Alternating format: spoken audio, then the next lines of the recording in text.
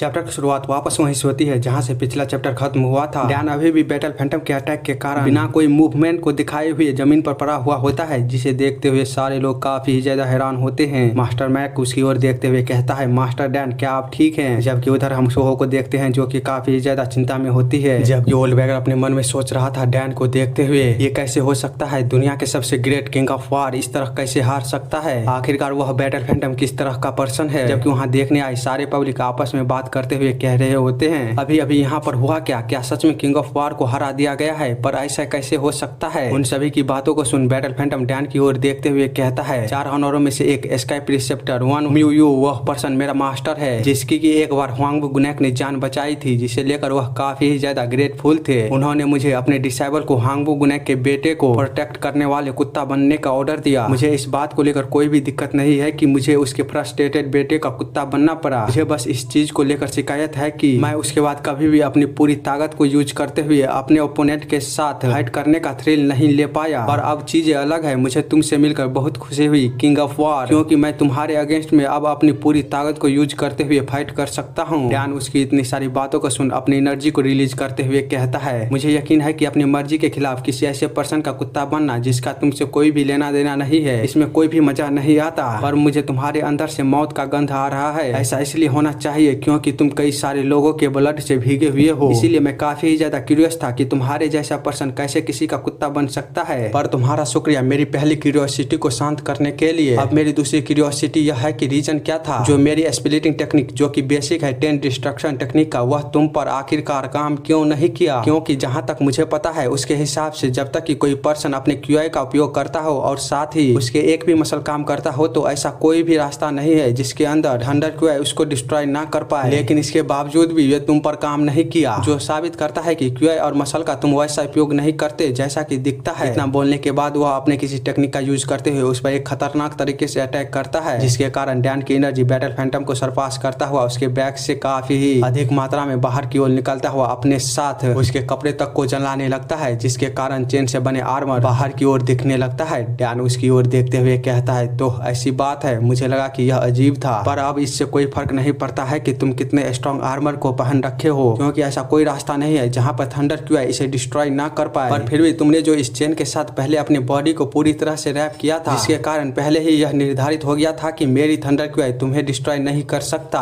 Battle Phantom भी उसकी बातों के साथ हामी भरते हुए कहता है, हाँ तुमने बिल्कुल ही सही कहा, यदि यह चेन के कारण नहीं होता तो मेरी बॉडी कब का टुकड़ों में बट गया होता। और अब तुम जानते हो कि तुम्हारी मार्शल आर्ट मुझ पर काम नहीं कर सकती जब तक कि मेरे पास डेविल इवोरी की पावर है, जो कि एक परफेक्ट बैटल वेपन है। यह तुम्हारे हार्ट को टुकड़ों में बांट देगा। इतना बोलते हुए वह अपने 8 storm of wild blast attack को डैन की ओर कर देता है। डैन उसकी ओर देखते हुए कहता है, बहुत बढ़िया, शॉट का यूज करते हुए भी इतने पावरफुल क्यूआई को क्रिएट करना मुश्किल होती है, लेकिन तुमने मैनेज कर लिया इतने लंबे चेन के साथ इस पावर को क्रिएट करने में। हालांकि मैं अपने सीक्रेट को पहले से ही जानता हूँ, इसलिए यह जो कुछ भी है मुझे इससे कोई फर्क नहीं पड़ता। यदि मौजूदा थंडर क्यूआई इसे डिस्ट्रॉय नहीं कर सकता है तो मैं इसके पावर को और भी अधिक मात्रा में बढ़ा दूंगा। इतना बोलते हुए डैन बड़ी आसानी के साथ उसके डेविल इवोरी को डिस्ट्रॉय करता हुआ बैटल फैंटम की ओर बढ़ता है। बैटल फैंटम भी डैन के इतने ज्यादा स्पीड को देखते हुए हैरान हो ही रहा था कि तभी डैन उसके पास आता हुआ डेविल इवोरी चेन आर्मर के ऊपर एक भयानक अटैक करता है, जिसके कारण बैटल फैंटम भी अंदर से हिल गया होता है। डैन उसे देखते हुए कहता है, आखिरकार यह डिस्ट्रॉय होना शुरू हो गया है। इतना बोलते हुए वह वापस से बैटल फैंटम पर अटैक करना शुरू कर देता है। वह बिना रुके हुए लगातार उस पर अटैक किए जा रहा होता है, जिसे देखते हुए बैटल फैंटम चिल्लाते हुए कहता है, बास्टर्ड तुम रुक जाओ, मैं तुम्हें मार डालूंगा। इसी के साथ वह अपने पंच को बनाता हुआ डैन पर अटैक करता है। डैन भी उसके काउंटर में अपने पंच को बनाता हुआ अटैक करता है। उन दोनों के पंच टकराते ही हम देख पाते हैं बैटल फैंटम के हाथ पर लगे हुए सारे अवेलेबल चेन डिस्ट्रॉय होता हुआ उसके हाथ से अलग हो जाता है। साथ ही उसके हाथों के मसल और ब्लड भी सूखने लगता है, जिसे देखते हुए वह काफी ज्यादा हैरान होता है। लेकिन वह डैन के अटैक के प्रेशर को संभाल नहीं पाता और पीछे की ओर जाने लगता है। वह अपने सूखे हाथ की ओर देखते हुए कहता है, यह नामुमकिन है, ऐसा कैसे हो सकता है? मैं इतने बेकार तरीके से कैसे मर सकता हूँ? आखिरकार अब मुझे पता चल रहा है गांगो के इतने पावरफुल लोग कैसे किंग ऑफ वार के साथ इतनी आसानी से हार गए। अगर मैं यह कहता हूँ कि मैं अपने पीठ पर मौत को लेकर घूमता हूँ तो मेरे सामने खड़ा पर्सन वह खुद ही मौत होगा। इतना सोचने के बाद वह हंसते हुए कहता है, यह सचमुच में एक्साइटिंग है। इस तरह की फीलिंग मैं वार के साथ ही ले सकता हूँ, जो कि मेरी लाइफ तक को रिस्क में डाल देती है, लेकिन फिर भी मैं इसे ट्राई करना चाहूंगा। क्या मैं अपनी मौत तक को सरपास कर सकता हूँ? किंग ऑफ वार, यह मेरी अल्टीमेट पावर है। हांग यू बैटल फैंटम की इट मर्डर्स ब्लडी विल। जबकि डैन उसे देखते हुए कह रहा था, इसके हर एक चेन में बैटल फैंटम की पूरी पावर समाहित है। यदि मैं कुछ भी लापरवाही से करता हूँ तो हो सकता है कि यह मुझे भी हार्म कर दे। इतना वह बोल ही रहा था कि तभी बैटल फैंटम उसकी ओर उस अटैक को करते हुए कहता है, पावरफुल एक्सप्लोजन। डैन भी उसके काउंटर में अपने आगे एक सील को बनाता हुआ कहता है, हेवनली आर्टिलरी जनरल का फोर्स डिप्लॉयमेंट डिफेंस हैंड। हम देख पाते हैं डैन का हाथ उस अटैक से टकराते ही उसे डिस्ट्रॉय करता हुआ उस पर पूरी तरह से हावी होते हुए उसे कोलैप्स करने लगता है। बैटल फैंटम जिसे देखते हुए कहता है, एवरलास्टिंग आयरन इतनी आसानी से डिस्ट्रॉय कैसे हो सकता है? यह पावर आखिरकार कितनी पावरफुल है। लेकिन कुछ भी हो, उसके पीछे की ब्यूटी कितना सुंदर है। यह डेथ है कि तभी डैन उसके चेस्ट के अंदर अपने हाथ को डालता हुआ उसके हार्ट को डिस्ट्रॉय करते हुए कहता है, मेरे मेन लैंड में आने के बाद तुम ऐसे पहले इंसान हो जिसकी स्ट्रेंथ को मैं एडमिट कर सकता हूँ। यही कारण था कि मैंने अपना बेस्ट दिया तुमसे फाइट करने के लिए। बैटल फैंटम कहता है, हाँ सही कहा, यह बेस्ट था, पर यह मेरे लिए दुर्भाग्य की बात है, मैं इसे दोबारा अनुभव नहीं कर सकता। डैन उसे बताते हुए कहता है, हालांकि हमारे बीच हुए फाइट में मैं पूरी तरह से सेटिस्फाइड हुआ, लेकिन यह क्योस ऐसी चीज है जिसे तुम अकेले ही सॉल्व नहीं कर सकते। इस क्योस का मेन कल्प्रिट वह है जिसने की कुछ भी नहीं किया, वह जिसने की उम्मीद लगाई बैठा था कि उसके सबऑर्डिनेट उसके प्रॉब्लम को सॉल्व कर देगा। उस ऊंची जगह से देखता हुआ ग्रेट फिस्ट सेंट हुआंगबो गुनैक, मेरा गुस्सा तब तक कम नहीं होगा जब तक कि मैं उस एरोगेंट पर्सन पर अटैक न कर दूं। इतना बोलने के बाद वह सीधे फिस्ट सेंट पर एक अटैक करता है। बैटल फैंटम के अंदर ही अपने हाथ को डाले हुए वह कहता है, हेवनली आर्टिलरी जनरल का फोर्स हेवनली अटैक। ध्यान के अटैक की एनर्जी सीधे फिस्ट सेंट की ओर आ रहा था, जिसे देख फिस्ट सेंट कहता है, तुम एरोगेंट छोटे बच्चे